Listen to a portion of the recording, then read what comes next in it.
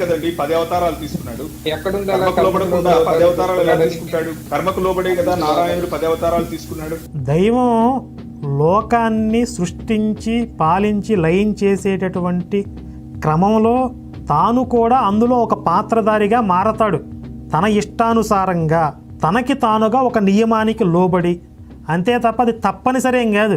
విష్ణుమూర్తి భృగు మహర్షి భార్యని సంహరించినప్పుడు, అంటే ఆవిడ రాక్షసులకి ఆశ్రయం ఇచ్చిందని చెప్పి సంహరించినప్పుడు భృగు మహర్షి శపిస్తాడు, నీవు కూడా ఒక జన్మలో భార్యని కోల్పోతావు, భార్య నీకు దూరం అవుతుంది అని శపించినప్పుడు విష్ణువు అంటాడు, లోక కళ్యాణం కొరకు నీ శాపాన్ని నేను గ్రహిస్తున్నాను, స్వీకరిస్తున్నాను అంటాడు.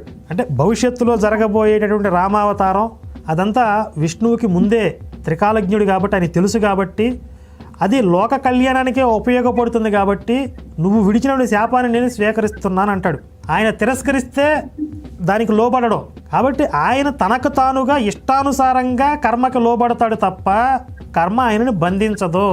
భగవద్గీతలో చెప్తాడు కదా, జీవుడికి పరమాత్మకి ఉండే భేదం ఏంటి అంటే, జీవుడు కర్మకి పరతంత్రుడు, అధీనుడే ఉంటాడు, పరమాత్మ స్వతంత్రుడు, కర్మకి అతీతుడు.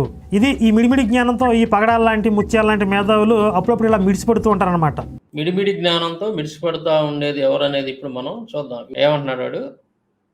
విష్ణువు తన ఇష్ట ప్రకారంగానే జన్మలు ఎత్తాడు అంటున్నాడు. తర్వాత భృగు మహర్షి శాపం పెట్టాడు, రామావతారం ఆ విధంగానే వచ్చింది. భృగు మహర్షి శాపం పెడితే లోక కళ్యాణం కోసం నీ శాపాన్ని నేను స్వీకరిస్తున్నానని విష్ణువు అన్నాడంట. మరి ఎక్కడన్నాడు ఆ మాట? చెప్పాడవాడు ఏమన్నా? పలానా గ్రంథంలో ఉందని ఎక్కడన్నా చెప్పాడవాడు?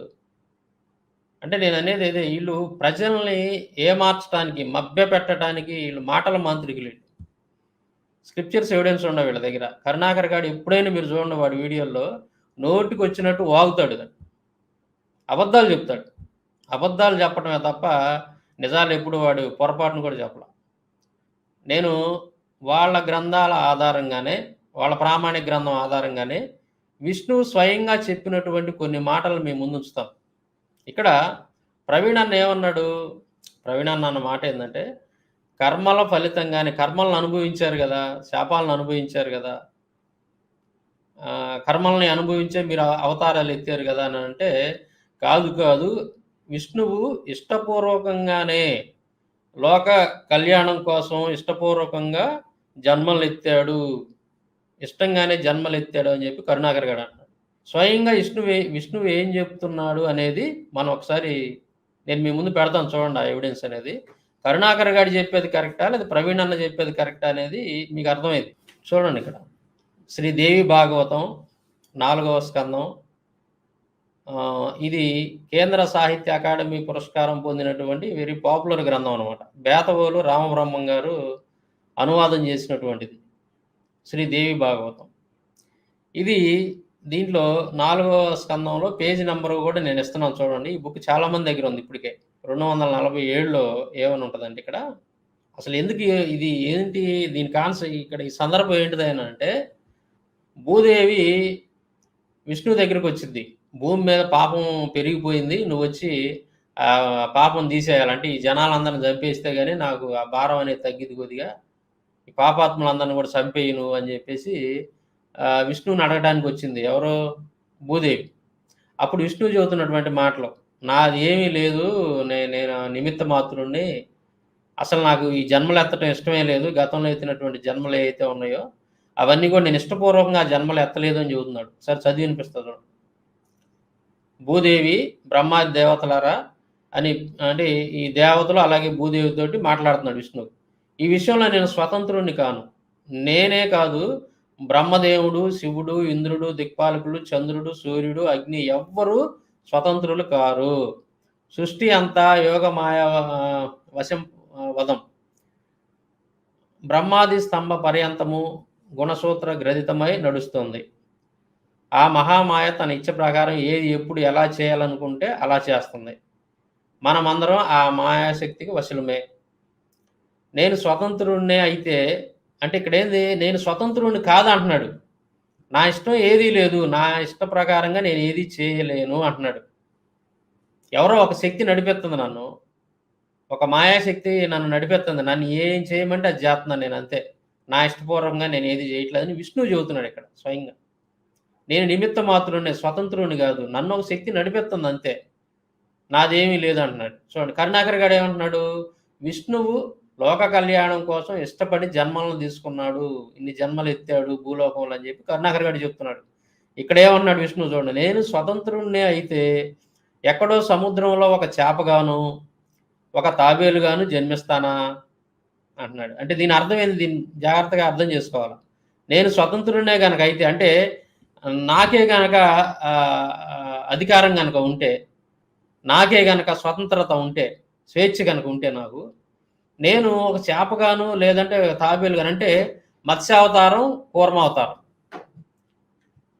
ఇప్పుడు ఇందాల కరుణాకర్ గారు అన్నాడు కదా, ఇష్టపడి జన్మలు తీసుకున్నానని. ఇక్కడ ఏమంటున్నాడు చూడండి, నాకు గనక ఆ స్వతంత్రం, ఆ స్వేచ్ఛ అనేది ఉంటే నేను అసలు ఈ జన్మలు ఎత్తేవాడినే కాదు అంటున్నాడు. నాకు ఇష్టం అనేది, అంటే ఇష్టం లేకుండా జన్మలు ఎత్తాడు ఇక్కడ విష్ణువు చెబుతున్నాడు స్వయంగా ఈ మాట. అంటే కర్మలకు లోబడి జన్మలు ఎత్తాడు ఇక్కడ, కర్మలను ఇష్ట ప్రకారంగా కాదు, అది ఎవరో ఒక మాయా శక్తి అనేది నడిపిస్తుంది ఇతన్ని, ఇతని చేత జన్మలు ఎత్తిచ్చింది అంతే తప్ప ఇతను కాదు. ఇతనికి ఇష్టం లేదు అతను ఈ జన్మలు ఎత్తడం. అదే చెబుతున్నాడు. ఒక చేపగానో ఒక తాబేలు గాను ఎవరన్నా జన్మిస్తారా, ఆలోచించండి అంటున్నాడు. అవును ఆలోచించండి అంటున్నాడు. అరే కరుణాకర్గా, నీలాంటి మతం మొదలు చెబుతున్నాడు విష్ణువు. చూడు ఆలోచించండి, ఎవరన్నా జన్మెత్తారా, అసలు ఇలాంటి జన్మలు ఎత్తారా, చేపగాను తాబేలు గాను అంటున్నాడు. పశు జన్మలో భోగం ఉందా, భోగం కావాలంట విష్ణువుకి. ఈ పశు జన్మల్లో ఏం భోగం ఉంటుంది చెప్పండి, భోగం ఏమన్నా ఉంటుందా? ఇష్టపడి ఎవరు జన్మలు ఎత్తారు చెప్పండి. నాకు ఇష్టం అయితే, నా స్వతంత్రంగా అనుకుంటే, నా స్వేచ్ఛ ఉంటే, నాకు ఆ శక్తే కనుకుంటే, నేను ఎందుకు ఈ జన్మలు ఎత్తాను? ఎందుకనంటే అసలు ఆ జన్మల్లో భోగం ఏడుంది, కీర్తి ఉందా, సుఖం ఉందా? సుఖం లేదు, కీర్తి లేదు, భోగం లేదు. మరి నేను ఎందుకు ఆ జన్మలు ఎత్తాను అంటున్నాడు. పోనీ క్షుద్ర జంతువుగా అవతారం ధరించడంలో ఏమైనా మహాపుణ్యం ఉందంటారా అన్నాడు. క్షుద్ర జంతువు అంటే ఏది, వరాహ అవతారం, ఇది నరసింహ అవతారం, ఇట్లాంటివి అనమాట. వరాహం అయ్యాను అంటే వరాహం అవతారం ఎత్తాను, నరసింహం అయ్యాను, నరసింహ అవతారం ఎత్తాను, వామనుణ్ణి అయ్యాను, వామన అవతారం ఎత్తాను, పరశురాముణ్ణి అయ్యాను, పరశురామ అవతారం.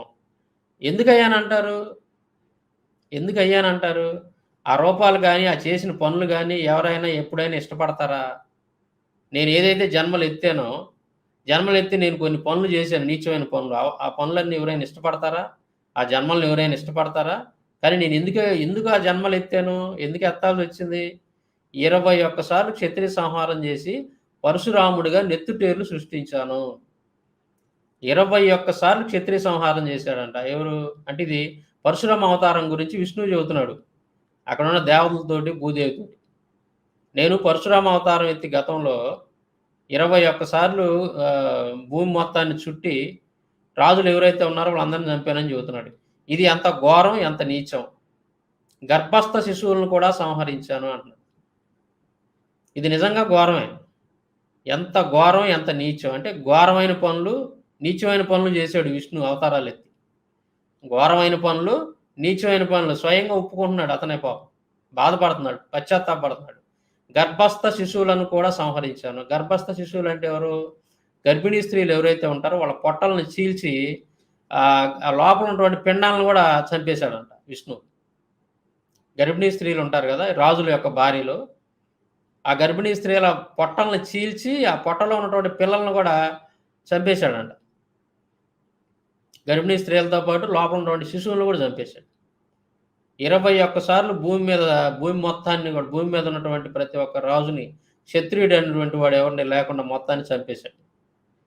చెబుతున్నాడు ఇది ఘోరమైన పని, నీచమైన పని, అయినా సరే నేను చేశాను, ఇదంతా ఇష్టపడే చేశాను అంటారా అంటున్నాడు. అంటే ఇదంతా ఇష్టపడి చేశాను అనుకుంటున్నారా మీరు? నాకు ఇష్టం లేదు అన్నట్టు చెబుతున్నాడు చూడండి. తర్వాత దాశరథిగా అవతరించాను, దండకారణ్యాల్లో నివసించాను. అంటే రాముడు అవతారంలో అరణ్యవాసానికి వెళ్ళినటువంటి సంఘటన. జటావల్కలాలు ధరించి ముని వృత్తిని అవలంబించాను. భీషణ నిర్జనారణ్యాల్లో ఒంటరిగా జీవించాను. వేటాడి సంపాదించుకున్న పచ్చి మాంసంతో కాలం గడిపాను.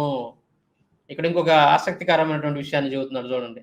నేను రామావతారంలో ఉన్నప్పుడు అడవిలో గడిపాను. అంటే జనాలు తిరగనటువంటి, జనసంచారం లేనటువంటి దట్టమైనటువంటి అడవుల్లో ఒంటరిగా జీవించాను అంటున్నాడు. అంటే ఒంటరిగా అంటే ఎప్పుడు ఒంటరిగా? సీత లేని టైంలో అనుకుంటా బహుశా. వేటాడి సంపాదించుకున్న పచ్చి మాంసంతో కాలం గడిపాను అంటున్నాడు. మరిక్కడ మనోళ్ళు కొంతమందున్నారు. ఈ పేటీఎం, ఏటీఎం బ్యాచ్ కొంతమందున్నారు. ముఖ్యంగా రాముడు మాంసం తినలేదు అని వాదించేటటువంటి వాళ్ళల్లో ఈ సోషల్ మీడియాలో వాగేటువంటి వాళ్ళలో బొక్కలోడు ఒకడున్నాడు. బొక్కల డాక్టర్. ఆడు ఎంత నీచమైనటువంటి అబద్ధాలు చెప్తాడంటే వాడు, ఆ గ్రంథాల్లో రాసుండినా సరే, అబ్బే! అది కాదంటాడు. ఒప్పుకోడాడు. వాడు ఎంత దరిద్రుడంటే విష్ణువే చెబుతున్నా సరే, అరే నేను నీచమైన పనులు చేశానురా, నేను పరమ నీచమైన పనులు, ఎంత ఘోరమైన పనులు చేశానని విష్ణువేడు స్వయంగా చెబుతున్నా, "ఏయ్! నీకు తెలీదులే ఉండవయ్యా విష్ణువు. నీకసలేం తెలుసు మేము చెప్పినట్టు ఇను. నువ్వు పక్కనుండు" అంటాడు.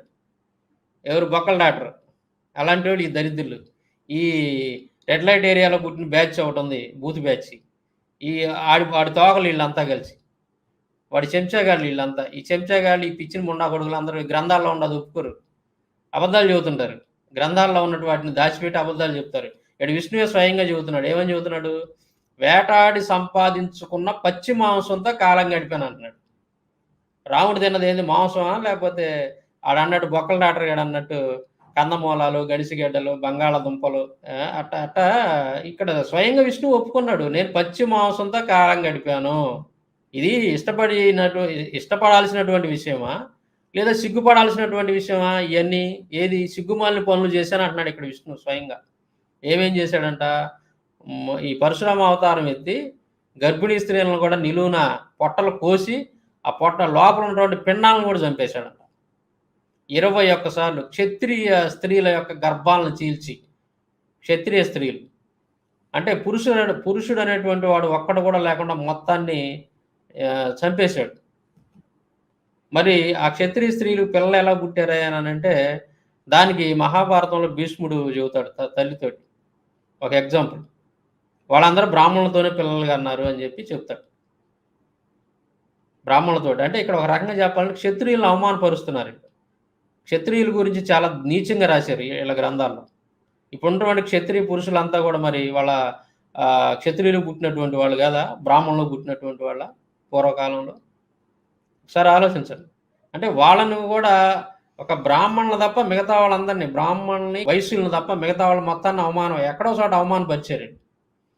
అలాగే క్షత్రియులను కూడా దారుణంగా అవమానపరిచారు. ఈ క్షత్రియ సంతానం అంతా కూడా ఎలా మళ్ళీ భూమి మీద ఉద్భవించిందంటే, క్షత్రియ స్త్రీలు ఎవరైతే ఉన్నారో అప్పట్లో వాళ్ళందరూ కూడా బ్రాహ్మణులతోటి కలిసి పిల్లల్ని కన్నారు. ఆ బ్రాహ్మణులు పుట్టినటువంటి పిల్లలు క్షత్రియులుగా పిలువబడ్డారు. పాండవులు, వీళ్ళు పాండురాజు, అలాగే ధృతరాష్ట్రుడు, వీళ్ళు ఏదైతే బ్రాహ్మణుడికి పుట్టి పరాశరుడు కుమారుడైనటువంటి వ్యాసుడికి పుట్టినటువంటి వాళ్ళు వీళ్ళు.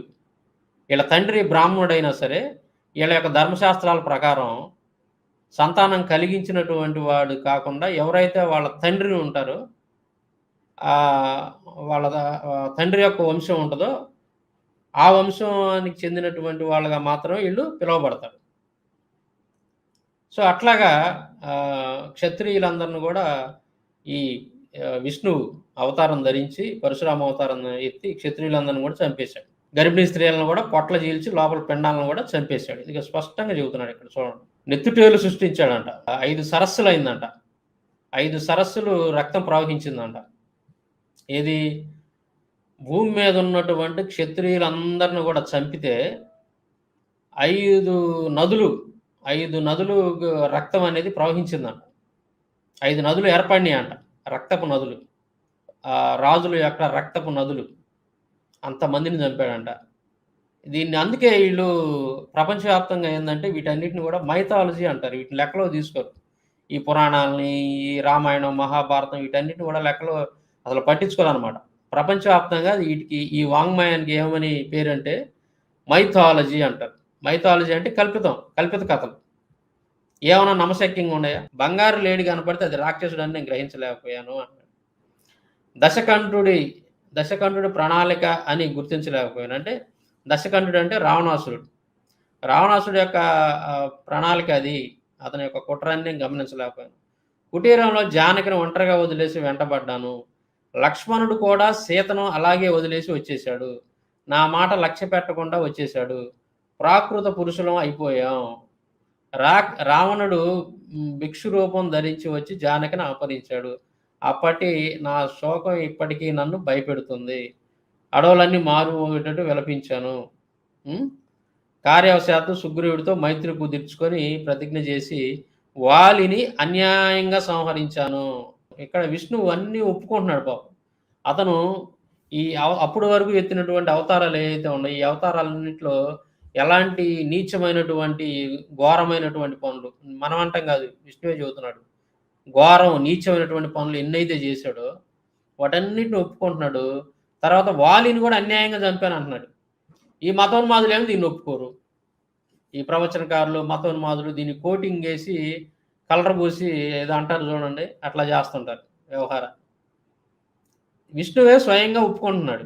నేను వాలిని అన్యాయంగా చంపాను రా మొర్రు అంటుంటే, ఈ మతోన్మాదులు, ఈ రెడ్ లైట్ ఏరియాలో పుట్టిన వీళ్ళందరూ కలిసి నీకు తెలియదులే ఉండు విష్ణు, నీకు అసలు తెలియదు ఉండవా, నువ్వు పక్కన ఉండు కాసేపు అట్ట మేము చూసుకుంటాం, నువ్వేంది అన్నీ ఒప్పుకుంటావు, ఏంది మా పరువు తీస్తావని చెప్పి విష్ణువుని అట్లా పక్కన పెట్టి వీళ్ళు సొంత కథల కహానీలు చెప్తూ ఉంటారు. గ్రంథాల్లో ఉన్నది ఒకటైతే ఈ ఈ బేవర్సగాళ్ళు, ఈ లుచ్చానాయుళ్ళు మాట్లాడేది ఒకటి. సో ఇక్కడ అన్యాయంగా వాలిని చంపాననేటువంటి మాట ఒప్పుకుంటున్నాడు ఎవరు, విష్ణువు. రామావతారంలో చంపాను, అన్యాయంగా చంపాను అంటున్నాడు. ఒక పాయింట్ ఇక్కడ మనకు దొరికింది. తర్వాత రాముడు మాంసాన్ని తిన్నాడు అని చెప్పి చెప్తున్నాడు. అంటే విష్ణువు చెబుతున్నాడు, రామావతారంలో నేను పచ్చి మాంసాన్ని తిన్నాను అంటున్నాడు. చూడు అసలు పచ్చి మాంసంతో మరి కాల్చుకొని తిన్నాడో లేదో మనకు తెలియదు, కానీ పచ్చిదే తిన్నాను అంటున్నాడు మాంసాన్ని. ఇట్లాగా ఈ 2 విషయాలు ఇక్కడ మనకి విష్ణువు మాటల్లోనే మనకు అర్థమైపోయినాయి. ఈ 2 విషయాల్లో మతోన్మాదులు ప్రజలకు అబద్ధాలు చెప్తున్నారు.